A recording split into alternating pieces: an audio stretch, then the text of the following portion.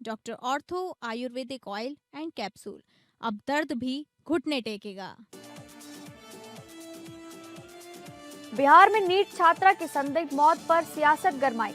मंत्री संजय सिंह का नीट छात्रा की संदिग्ध मौत पर बयान। घटना में जो भी दोषी है उनके खिलाफ सख्त कार्रवाई होगी। रायपुर में सीएफ अभ्यर्थियों का प्रदर्शन। सैकड़ों अभ्यर्थियों ने उप मुख्यमंत्री विजय शर्मा के निवास का किया घेराव। 7 साल पहले रोकी गई वेटिंग लिस्ट को तत्काल क्लियर कराने की मांग। हरियाणा सिख कमेटी का झगड़ा श्री अकाल तख्त साहिब कोर्ट में पहुंचा। हरियाणा सिख गुरुद्वारा प्रबंधक कमेटी के फाउंडर जगदीश सिंह जिंडा ने बलजीत सिंह दादुवाल पर करोड़ों के फंड की हेराफेरी का लगाया आरोप। एचएसजीपीसी के 33 सदस्यों ने दादुवाल को मेंबरशिप से निकाला। रायपुर साहित्य उत्सव का आयोजन 23 से 25 जनवरी तक। आयोजन में कुल 118 साहित्यकार और कलाकार लेंगे हिस्सा। उद्घाटन कार्यक्रम की अध्यक्षता मुख्यमंत्री विष्णुदेव साय करेंगे।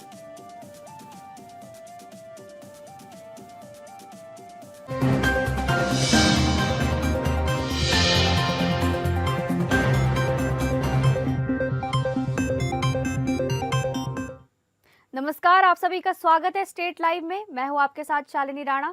शुरुआत करेंगे स्टेट लाइव के बिहार की खबरों से।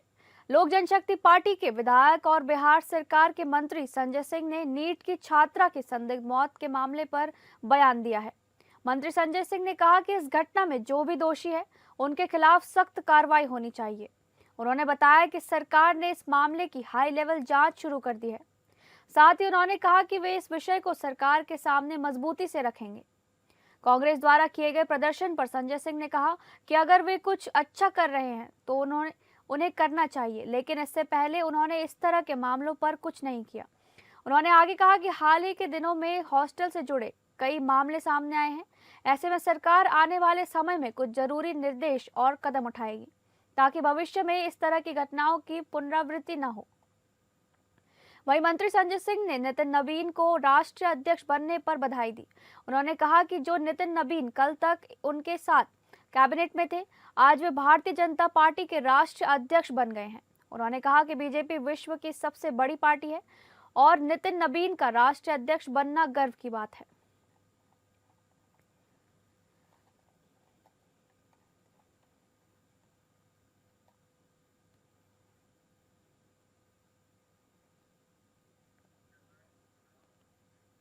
मुजफ्फरपुर के सकरा थाना परिसर में पुलिस द्वारा शांति समिति की बैठक आयोजित की गई। बैठक की अध्यक्षता प्रशिक्षणाधीन डीएसपी शिवानी श्रेष्ठ ने की। बैठक का मुख्य उद्देश्य आगामी सरस्वती पूजा को शांतिपूर्ण ढंग से संपन्न कराना था। प्रशिक्षणाधीन डीएसपी शिवानी श्रेष्ठ ने जानकारी देते हुए बताया कि सरस्वती पूजा के दौरान डीजे पर पूर्ण रूप से प्रतिबंध रहेगा। आदेश का उल्लंघन करने वालों के विरुद्ध सख्त कानूनी कार्रवाई की जाएगी। साथ ही शराब पीकर चौक चौराहों पर हंगामा करने वालों पर भी कड़ी कार्रवाई की जाएगी। उन्होंने बताया कि मुजफ्फरपुर जिले के विभिन्न इलाकों में सरस्वती पूजा बड़े धूमधाम से मनाई जाती है, लेकिन कई बार मंचलों द्वारा छेड़खानी और हुड़दंग के कारण कानून व्यवस्था की समस्या उत्पन्न हो जाती है, जिससे प्रशासन की परेशानी बढ़ जाती है। इसी को लेकर विभिन्न पंचायतों के जनप्रतिनिधियों को सकरा थाना परिसर में बुलाया गया था।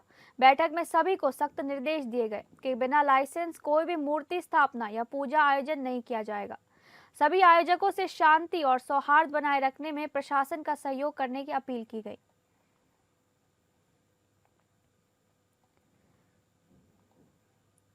किशनगंज जिले में डंपर और ट्रक के भिड़ंत हो गई। भीषण सड़क हादसे के बाद दोनों ही वाहनों में आग लग गई। आग लगने से देखते ही देखते दोनों वाहन जलकर राख हो गए। ठाकुरगंज प्रखंड अंतर्गत सुखानी थाना क्षेत्र स्थित गंभीरगढ़ चौक के पास नेशनल हाईवे 327 ई पर डंपर और ट्रक में आमने सामने टक्कर से ट्रक और डंपर दोनों में आग लग गई। इस हादसे में दोनों ही ड्राइवर आग की चपेट में आ गए और गाड़ी के अंदर फंस गए। झुलसने से दोनों ही ड्राइवरों की मौके पर ही मौत हो गई। हादसे का कारण तेज रफ्तार बताया जा रहा है। इस हादसे के बाद मौके पर ग्रामीणों की भारी भीड़ जुट गई और अफरा तफरी का माहौल उत्पन्न हो गया। घटना की जानकारी स्थानीय ग्रामीणों के द्वारा पुलिस को दी गई, जिसके बाद घटनास्थल पर पहुंची पुलिस ने फायर ब्रिगेड की टीम को सूचित किया। फायर ब्रिगेड की टीम ने मौके पर पहुंचकर कड़ी मशक्कत से आग पर काबू पाया, लेकिन बताया जा रहा है कि दोनों ही वाहनों के ड्राइवरों की मौत इस हादसे में झुलसकर हो गई।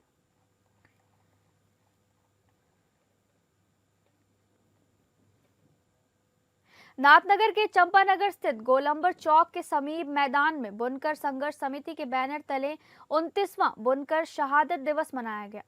इस बुनकर संघर्ष समिति द्वारा आयोजित कार्यक्रम में काफी संख्या में गणमान्य लोगों ने भाग लिया। बुनकरों ने 10 सूत्री मांगों के लिए विशाल आम सभा की।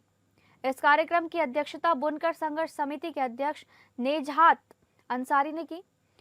मौजूद लोगों ने शहीद बुनकर शशि तांती, जौहर जहांगीर और गंगा प्रसाद के चित्र पर माल्यार्पण कर श्रद्धांजलि दी। बुनकर संघर्ष समिति के अध्यक्ष नेजाहत अंसारी ने कहा कि वाणिज्य कर जो रूम पर लगाया गया है उसे खत्म करना चाहिए। लोन सस्ती दरों पर उपलब्ध कराने और सब्सिडी बढ़ाने की मांग की गई। उन्होंने बताया कि 19 जनवरी 1987 को बिजली मुहैया कराने को लेकर रोड जाम किया गया था। उसी दौरान पुलिस ने लाठीचार्ज कर दी, जिसमें नाथनगर के 2 बुनकर शशि तांती और जहांगीर शहीद हो गए थे।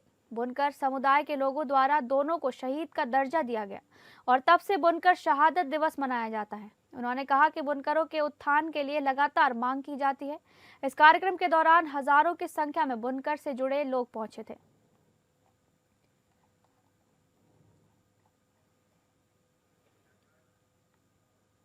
अब बात करेंगे झारखंड से जुड़ी खबरों की। रांची के उपायुक्त सह जिला दंडाधिकारी मंजुनाथ भजंत्री ने समाहरणालय के कार्यालय कक्ष में जनता दरबार का आयोजन किया, जिसमें जिले के सुदूर ग्रामीण एवं शहरी क्षेत्रों से सैकड़ों की संख्या में नागरिक अपनी विभिन्न समस्याओं एवं फरियाद लेकर पहुंचे। इस अवसर पर लोगों ने मुख्य रूप से भूमि विवाद, सामाजिक सुरक्षा पेंशन से जुड़े मामले, प्रमाण पत्रों का निर्माण निर्गमन, राजस्व संबंधी प्रकरण, जन कल्याणकारी योजनाओं के लाभ में विलंब तथा विकास कार्यों से जुड़ी अन्य शिकायतें उपायुक्त के समक्ष रखी, जिस पर मंजुनाथ भजंत्री ने संबंधित विभागीय पदाधिकारियों को स्पष्ट निर्देश दिए कि सभी मामलों का प्राथमिकता के आधार पर शीघ्र, गुणवत्तापूर्ण एवं समय सीमा के भीतर निस्तारण सुनिश्चित किया जाए। उपायुक्त ने सख्त लहजे में कहा कि किसी भी प्रकार की लापरवाही, विलंब या लंबित शिकायत को बर्दाश्त नहीं किया जाएगा। इसी बीच अंचल अधिकारी इटकी को कड़ी फटकार लगाते हुए उन्हें शो कॉज किया गया और नगड़ी के राजस्व कर्मचारी पर कार्रवाई करने का निर्देश भी डीसी द्वारा दिया गया। इसके अलावा अंचल अधिकारी सोनाहातू एवं कर्मचारी से स्पष्टीकरण मांगा गया और 16 परिवारों के सदस्य पुनः विस्थापित होने की आशंका से भयभीत भूमाफियाओं के विरुद्ध तत्काल कानूनी कार्रवाई करने का निर्देश दिया।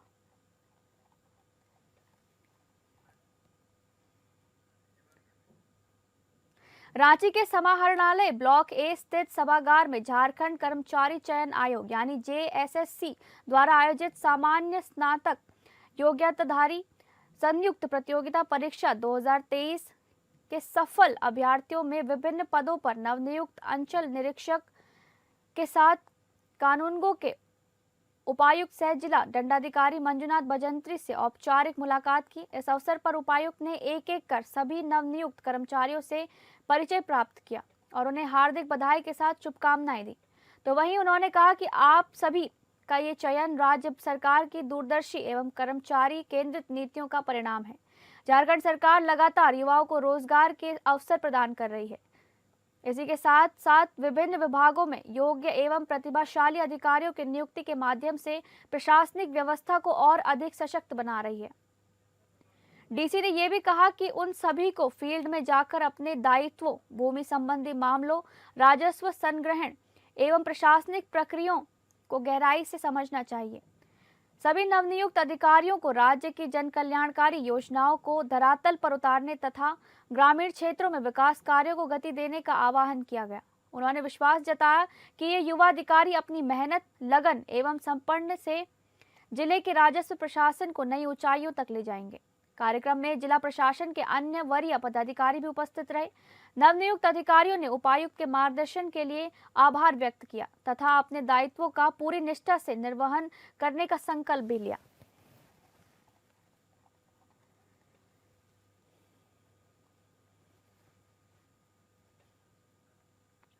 बोकारो जिले के पिंडराजोरा थाना क्षेत्र के कुरमा गांव की रहने वाली वैष्णवी कुमारी 17 अप्रैल 2025 से पूरा बाजार से अचानक लापता हो गई थी। मृतक के पिता सुंदरलाल तुरी ने बेटी के अपहरण का मामला थाने में दर्ज कराया था। 9 महीने के अनुसंधान और पुलिस की कड़ी मशक्कत के बाद वैष्णवी को हरियाणा के मानेसर से बरामद किया गया है। वैष्णवी कुमारी उत्तर प्रदेश के बलिया के रहने वाले कृष्ण कुमार के साथ रह रही थी। वैष्णवी की मां अपनी बेटी के पुलिस के द्वारा खोजे जाने पर काफी खुश नजर आई और कहा कि बेटी के लिए परेशान थी, लेकिन एसपी और थाना प्रभारी के प्रयास से वो वापस आ गई हैं। वह अपने प्रेमी के साथ शादी कर रहना चाहती हैं और उन्हें उससे कोई आपत्ति नहीं है।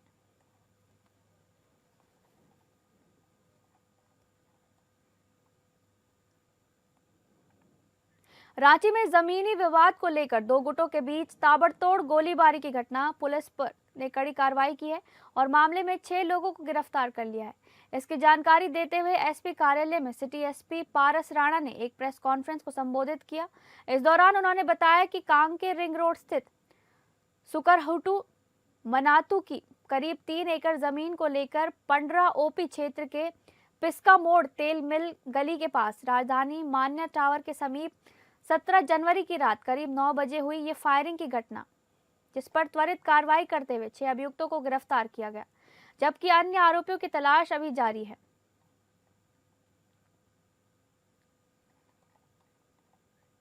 छत्तीसगढ़ की राजधानी रायपुर में एक बार फिर सीएएफ अभ्यर्थियों का गुस्सा सड़कों पर फूट पड़ा। लंबित नियुक्तियों को लेकर आज सीएएफ के सैकड़ों अभ्यर्थियों ने उप मुख्यमंत्री विजय शर्मा के निवास का घेराव किया। लगातार 1 महीने के भीतर ये तीसरी बार है जब प्रदर्शनकारी डिप्टी सीएम के बंगले तक पहुंचे हैं। अभ्यर्थियों की साफ मांग है कि 7 साल पहले रोकी गई सीएएफ की वेटिंग लिस्ट को तत्काल क्लियर कर ज्वाइनिंग दी जाए। युवाओं का कहना है कि सरकार से उन्हें सिर्फ आश्वासन मिल रहे हैं, लेकिन जमीनी स्तर पर कोई ठोस कार्रवाई नहीं हो रही। गौरतलब है कि 3 जनवरी को छेरछेरा पर्व के दौरान भी सीएएफ अभ्यर्थियों ने उप मुख्यमंत्री विजय शर्मा से मुलाकात की थी। उस वक्त डिप्टी सीएम ने मुख्यमंत्री से चर्चा कर समाधान का भरोसा दिलाया था, लेकिन अब तक कोई निर्णय न होने से अभ्यर्थियों में भारी नाराजगी है। प्रदर्शन कर रहे युवाओं का कहना है कि लंबे इंतजार ने उन्हें मानसिक और आर्थिक रूप से तोड़ दिया है और अब वे आर पार की लड़ाई के मूड में हैं। सवाल यही है कि आखिर कब तक सीएएफ अभ्यर्थियों को इंतजार करना पड़ेगा और सरकार कब उनके भविष्य पर फैसला लेगी।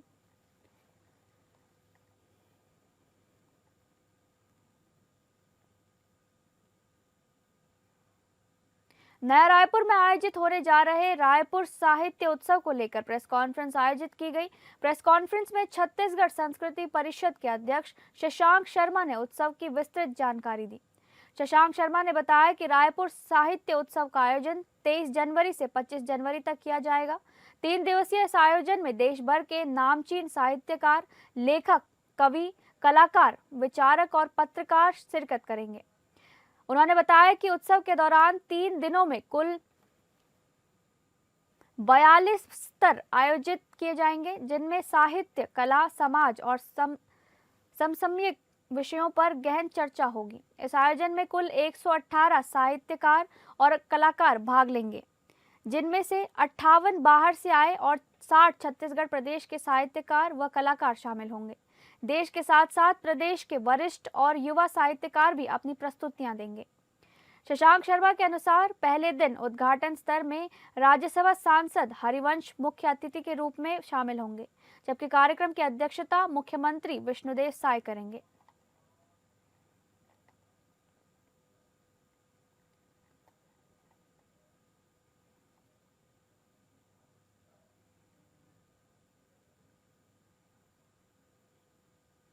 अब बात करेंगे मध्य प्रदेश से जुड़ी खबर की। नर्मदापुरम में मां नर्मदा में मिल रहे गंदे नालों को लेकर सियासत तेज हो गई है। नगर कांग्रेस नर्मदापुरम ने आज शहर में हस्ताक्षर अभियान चलाकर भाजपा सरकार पर वादा खिलाफी का आरोप लगाया है। बस स्टैंड से शुरू हुआ यह अभियान शहर के प्रमुख बाजारों तक पहुंचा, जहां कांग्रेस कार्यकर्ताओं ने व्यापारियों, महिलाओं, समाज सेवियों और आम नागरिकों से समर्थन लेते हुए हस्ताक्षर कराए। कांग्रेस का कहना है कि हर साल नर्मदा जयंती पर नाले बंद करने की घोषणा होती है, लेकिन आज तक जमीनी स्तर पर कोई कार्रवाई नहीं हुई। 25 जनवरी को नर्मदा जयंती के दिन ये पूरा मामला मुख्यमंत्री के सामने रखा जाएगा। कांग्रेस नेताओं ने कहा कि पिछले 20 वर्षों से प्रदेश में भाजपा की सरकार है। हर नर्मदा जयंती पर मुख्यमंत्री आते हैं और मां नर्मदा में मिल रहे गंदे नालों को हटाने की घोषणा करते हैं, लेकिन बाद में उसे भूल जाते हैं। पहले शिवराज सिंह चौहान जी आए, अब मुख्यमंत्री डॉक्टर मोहन यादव दूसरी बार आ रहे हैं। पिछली बार भी उन्होंने नाले हटाने की बात कही थी, लेकिन आज तक कोई काम नहीं हुआ। गंदे नाले अब भी मां नर्मदा में मिल रहे हैं। हर बार हम उनसे समय मांगते हैं, लेकिन कार्यक्रम खत्म कर दिया जाता है। ये नर्मदापुरम की आस्था के साथ खिलवाड़ है। 25 जनवरी को नर्मदा जयंती के दिन मुख्यमंत्री के सामने ये मुद्दा मजबूती से रखेंगे और मांग करेंगे कि गंदे नालों को तुरंत बंद कर वैकल्पिक व्यवस्था की जाए। जब तक समाधान नहीं होगा, हमारा आंदोलन जारी रहेगा।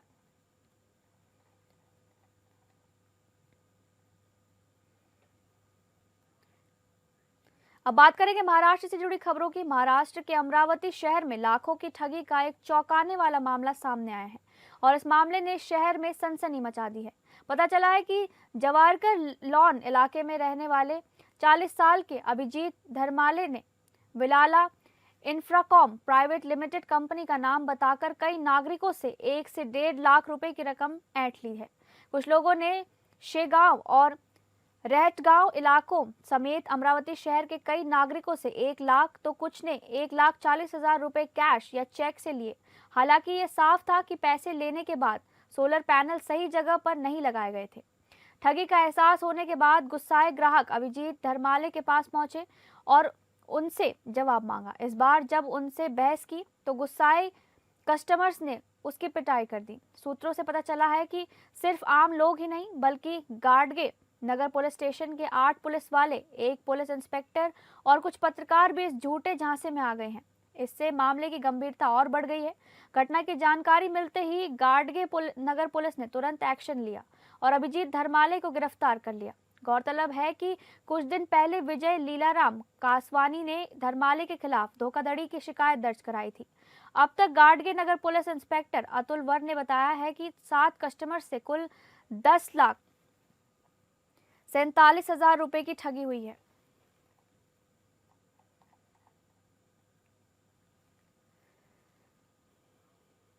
मुंबई के कांदीवाली पूर्व समता नगर में वेस्टर्न एक्सप्रेस हाईवे पर चलती हुई डबल डेकर बस में अचानक आग लग गई। आग लगने से बस धू-धू करके जलने लगी। आग लगने की जानकारी मिलते ही अग्निशमन दल के अधिकारी तत्काल घटनास्थल पर पहुंचे और कड़ी मशक्कत के बाद आग पर काबू पाया गया। आग किस वजह से लगी थी इसकी जानकारी नहीं मिल पाई है। आग लगने से किसी प्रकार की जनहानि नहीं हुई है। आगे की जांच अग्निशमन दल के अधिकारी कर रहे हैं।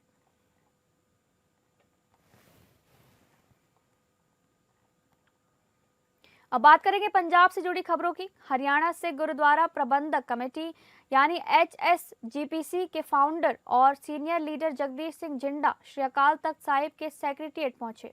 उन्होंने सिंह साहिब को एक डिटेल्ड लेटर सौंपा जिसमें हरियाणा कमेटी में चल रहे झगड़े को सुलझाने की रिक्वेस्ट की गई और बाबा बलजीत सिंह दादूवाल पर गंभीर पॉलिटिकल और इकोनॉमिक आरोप लगाए गए।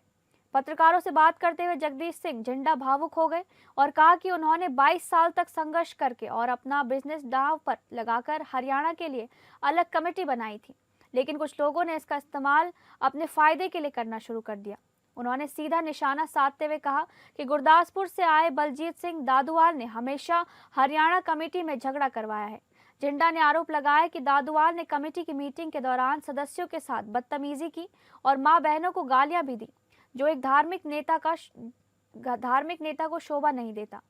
फाइनेंशियल साइट पर बड़ा खुलासा करते हुए जिंडा ने कहा कि 2014 से 2026 तक धार्मिक प्रचार के नाम पर इकट्ठा किए गए करोड़ों रुपए के फंड का कोई हिसाब नहीं दिया गया। उन्होंने आरोप लगाया कि इस पैसे से प्राइवेट जमीनें खरीदी गई, महंगी गाड़ियां खरीदी गई और पर्सनल बैंक अकाउंट भरे गए, जबकि ये पैसा हरियाणा कमेटी के अकाउंट में जमा होना चाहिए था। उन्होंने कहा कि दादूवाल की इन्हीं हरकतों की वजह से हाउस के 33 सदस्यों ने उन्हें धर्म प्रचार कमेटी की मेंबरशिप और चेयरमैनशिप से बर्खास्त करने का प्रस्ताव पास किया है। जिंडा ने जत्थेदार श्री अकाल तख्त साहिब से अपील की कि वे इस मामले में दखल दें और हरियाणा के सिखों को इस परेशानी से बचाएं। उन्होंने कहा कि अकाल तख्त साहिब सिखों के लिए सबसे बड़ी अदालत है और उन्हें पूरी उम्मीद है कि सिंह साहिब सच का साथ देंगे। जिंटा ने पंजाब के संगठनों से भी अपील की कि वे ऐसे लोगों को अपने इलाकों में वापस बुलाएं ताकि हरियाणा के गुरुद्वारों का मैनेजमेंट ठीक से चल सके।